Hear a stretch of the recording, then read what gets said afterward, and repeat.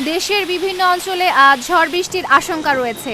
একই সঙ্গে ৯টি অঞ্চলের নদীবন্দরকে ১ নম্বর সতর্ক সংকেত দেখাতে বলেছে আবহাওয়া অধিদপ্তর।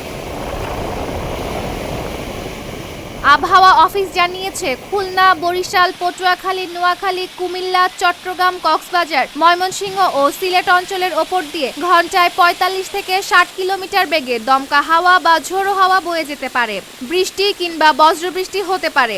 এ কারণে এসব এলাকার নদীবন্দরকে সতর্ক থাকতে বলা হয়েছে। সংস্থাটির তথ্য মতে আজ সকাল ৬টায় ঢাকায় তাপমাত্রা ছিল ২৭.৭ ডিগ্রি সেলসিয়াস এবং বাতাসের আপেক্ষিক আর্দ্রতা ছিল ৮৬%। এদিকে ঢাকা ও আশেপাশের এলাকাতেও আজ বৃষ্টি বা বজ্রসহ বৃষ্টির সম্ভাবনা রয়েছে। আকাশ আংশিক মেঘলা থাকতে পারে।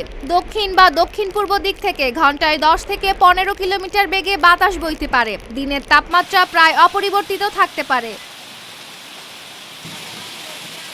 আবহাওয়া অধিদপ্তর আরও জানিয়েছে, আজ সন্ধ্যার মধ্যে খুলনা, বরিশাল, চট্টগ্রাম ও সিলেট বিভাগের অনেক জায়গায় এবং ঢাকা, ময়মনসিংহ, রাজশাহী ও রংপুর বিভাগের কিছু এলাকায় বৃষ্টি হতে পারে।